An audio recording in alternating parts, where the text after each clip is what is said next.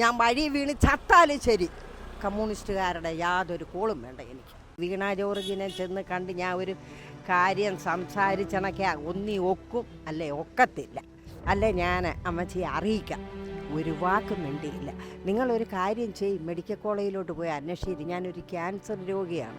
2 പ്രാവശ്യം എനിക്ക് അറ്റാക്ക് വന്നതാണ്. എനിക്ക് അന്വേഷിച്ച് തരാൻ ആരുമില്ല, ഭർത്താവുമില്ല. നമ്മൾ എന്നൊരു കാര്യം പറഞ്ഞപ്പോൾ അത് അംഗീകരിക്കാത്ത പാർട്ടിക്ക് നമ്മൾ എന്തിന് വോട്ട് കൊടുക്കുന്നു? കൊടുത്തില്ലെന്നുള്ളതേ ഉള്ളൂ. എന്തെങ്കിലും ഒരു ഉപകാരം വേണ്ടേ? ഇനി അനുഭവിക്കാനൊന്നും ഈ ലോകത്തില്ല.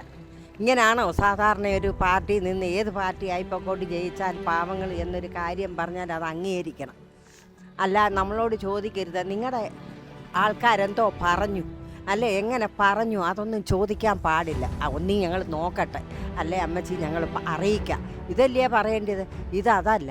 അവർ ഈ പാർട്ടിയുടെ മൗത്തം വെച്ചും കൊണ്ടുള്ള സംസാരമാണ്. അത് വേണ്ട, അങ്ങനെയുള്ള പാർട്ടിയെ ഞങ്ങൾക്ക് വേണ്ട. LDF ജയിച്ചത് കൊണ്ട് യാതൊരു പ്രയോജനവുമില്ല.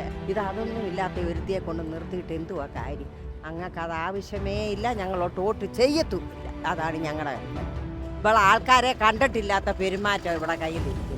അല്ലേ, നമ്മൾ എന്നൊരു കാര്യം പറഞ്ഞാൽ 2 ദിവസം കഴിഞ്ഞാൽ അതുവഴി വരുമ്പോൾ അല്ലേ നിങ്ങൾ എന്തുവാ പറഞ്ഞത്, എന്തേനായിരുന്നു അന്ന് വന്നത്, ഇന്ന് വരെ തിരക്കിയിട്ടില്ല. ആ ആളിന് ഞങ്ങൾ വോട്ട് കൊടുക്കും. ഞങ്ങൾക്ക് ആ പാർട്ടിയും വേണ്ട. ഞാൻ വഴി ചത്താലും ശരി കമ്മ്യൂണിസ്റ്റുകാരുടെ യാതൊരു കോളും വേണ്ട എനിക്ക്.